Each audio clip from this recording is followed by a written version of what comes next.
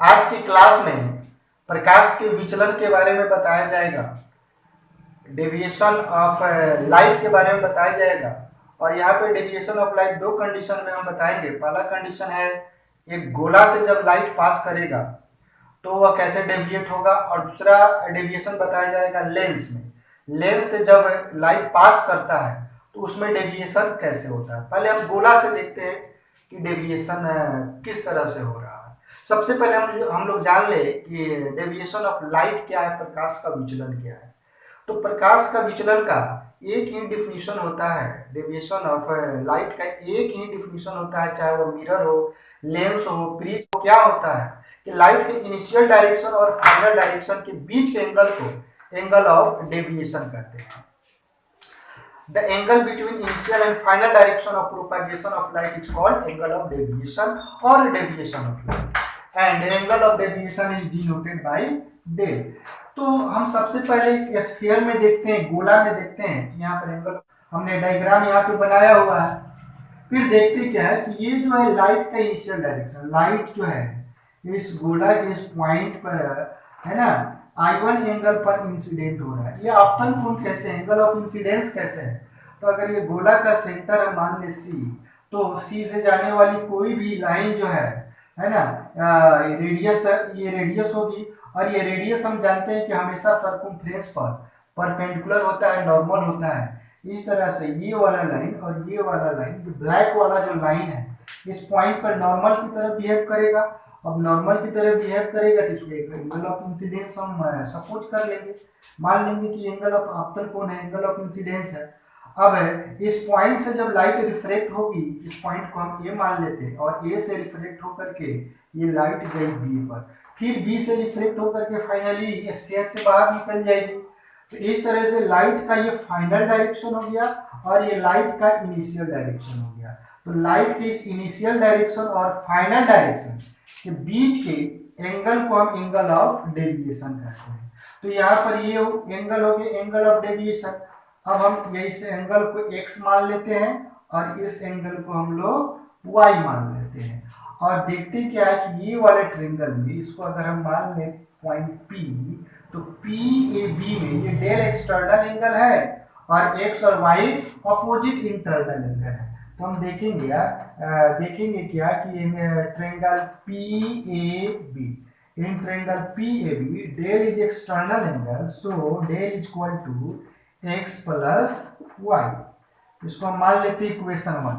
अब x और y के वैल्यू को निकाल करके अब डेल का वैल्यू हम निकाल सकते हैं। तो देखते हैं x और y का वैल्यू कैसे निकलेगा। फिर देखते हैं ये टोटल एंगल इस टोटल एंगल के इक्वल है। तो है angle I1 equal to x plus R1, तो यहाँ से x इक्वल टू हो जाएगा I1 माइनस R1। ये पॉइंट ए के लिए हो गया, फॉर पॉइंट ए। अब देखते हैं फॉर पॉइंट बी। इस पॉइंट बी के लिए अगर हम देखें तो यहां पर I1 equal to x plus y plus I1 equal to y plus R1 हो जाएगा। हाँ जी, एक बात हम यहाँ पे मिस कर रहे हैं कि अगर ये एंगल I1 है तो ये एंगल I1 कैसे हो गया, अगर ये R1 है तो ये R1 कैसे हो गया। तो देखते क्या है कि ये अगर रेडियस R है तो ये भी रेडियस R हो जाएगा। अब इस ट्रायंगल में, यानी कि ट्रायंगल AB और C में, ABC में अगर ये दोनों साइड इक्वल हो जाएंगे, इक्वल साइड के अपोजिट यानी कि सामने के एंगल भी इक्वल हो जाएंगे। तो अगर ये R और ये R इक्वल है तो इनके सामने की ये एंगल और ये एंगल भी इक्वल हो जाएंगे। तो अगर इस एंगल को हम R1 मान ले तो ये भी एंगल R1 हो जाएगा। अब यदि दोनों ये इंटरनल एंगल अगर इक्वल हो जाएंगे तो ये दोनों एक्सटर्नल एंगल भी एक दूसरे के इक्वल हो जाएंगे। इस तरह से ये I1 और ये I1 इक्वल हो जाएंगे और ये R1 इक्वल हो जाएंगे। तो अब यहाँ पर हमने देखा क्या कि I1 equal to y plus R1, तो y इक्वल टू हो जाएगा I1 और माइनस R1। इस तरह से हम लोग यहाँ से x का वैल्यू निकाल लिए, यहाँ पे y का वैल्यू निकाल लिए, और x और y का वैल्यू इक्वेशन 1 में जब हम पुट कर देंगे फ्रॉम इक्वेशन फर्स्ट, तो देखते क्या है डेल इक्वल टू, अब x का वैल्यू हो गया I1 minus R1 plus y का वैल्यू हो गया I1 माइनस R1। तो ये I1 कितना हो जाएगा, ये 2I1 माइनस को अगर कॉमन कर ले तो R1 प्लस R1 फिर ये हो जाएगा 2R1, 2 को यहाँ से हम लोग कॉमन कर लेंगे तो डेल इक्वल टू हो जाएगा 2 इंटू I1 माइनस R1। तो ये इक्वेशन मिला। इस इक्वेशन से हम लोग किसी भी स्फीयर, या ये ग्लास का स्फीयर हो या वाटर का स्फीयर हो या पानी का कोई बूंद जैसा हम ले सकते हैं इसको, कोई भी गोला हो, उस गोला में एंगल ऑफ डेविएशन किस तरह से कैलकुलेट होगा उसका ये रिक्वायर्ड इक्वेशन है। अब हम लोग देखते हैं कि किसी लेंस में डेविएशन कैसे होगा। तो हम लोग एक कन्वेक्स लेंस ले लेते हैं, जैसे ये कन्वेक्स लेंस हो गया और ये इसका प्रिंसिपल एक्सिस हो गया। यहाँ पर एक पॉइंटेड ऑब्जेक्ट है, इससे लाइट निकलेगी और निकलने के बाद ये लेंस से h हाइट से टकराएगी, फिर लेंस से रिफ्लेक्ट होने के बाद फाइनल इमेज I पर बन जाएगा। इस तरह से ये डिस्टेंस हो जाएगा u, ये डिस्टेंस हो जाएगा v। सपोज कर लेते हैं इस लेंस की फोकल लेंथ f है।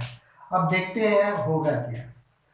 तो यहाँ पे ये लाइट का इनिशियल डायरेक्शन हो गया और ये लाइट का फाइनल डायरेक्शन हो गया।